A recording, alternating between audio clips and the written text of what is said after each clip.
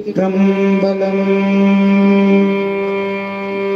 எல்லாம் அல்ல மாதுரு பாகனாக விளங்கக்கூடிய வேத நாயகி உடனுரை நஞ்சுண்டேச பெருமானுடைய பெரும் கருணையினாலே இன்றைய தினம் 57வது வாரம் சோமவார வழிபாடு இறைவனுடைய பெரும் கருணையினாலே நடைபெற்று கொண்டிருக்கிறது. இந்த சோமவார நிகழ்ச்சியிலே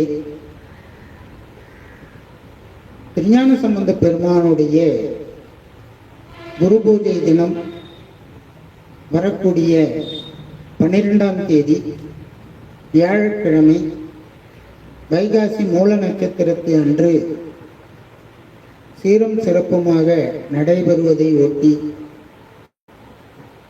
கிட்டத்தட்ட திருஞான சம்பந்த பெருமான் 382 பதியங்கள் நமக்காக இன்றைய கலியுகத்திலே நமக்கு கிடைக்கச் செய்து அந்த 382 பதியங்களும் நாம் விண்ணப்பம் செய்து இறைவனுடைய திருவடியை மிகவும் எளிமையாக அடையும் வண்ணமாக நமக்கு அருளி செய்திருக்கிறார்கள். அந்த 382 பதியங்களும் ஒரே நாளிலே பாட முடியாது. இந்த குரு பூஜை நாளிலே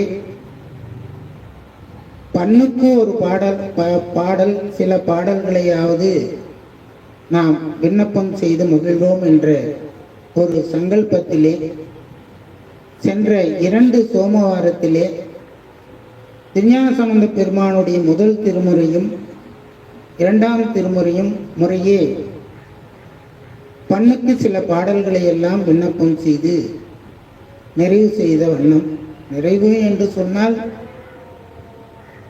இந்த 2 மணி நேரத்திலே எவ்வளவு பாடல்களை நாம் விண்ணப்பம் செய்ய முடியுமோ அந்த அளவிற்கு மட்டும் நிறைவு செய்து இன்றைய சோமவார வழிபாட்டிலே தொடர்ந்து திருஞான சம்பந்த பெருமான் அருளி செய்த அந்த 3ஆம் திருமுறையிலிருந்து பண்ணுக்கு சில பாடல்களை நாம் விண்ணப்பம் செய்து திருஞான சம்பந்த பெருமானுடைய குருவர்களை நாம் பெற இருக்கின்றோம். அந்த வகையிலே 3ஆம் திருமுறையிலே காந்தார பஞ்சமம் என்ற பண்ணிலே ஆரம்பித்து சுமார் 9 பண்களிலே திருஞான சம்பந்த பெருமான் அருளி செய்திருக்கிறார். காந்தார பஞ்சமம், கொல்லி, கொல்லிக்கவானம், கௌசிகம், பஞ்சமம், சாதாரி, பழம்பஞ்சரம், குறைநீர்மை, அந்தாளி குறிஞ்சி என்ற 9 பண்களிலே 3ஆம் திருமுறையிலே நமக்கு அமைத்து காட்டியிருக்கிறார்கள். அந்த வகையிலே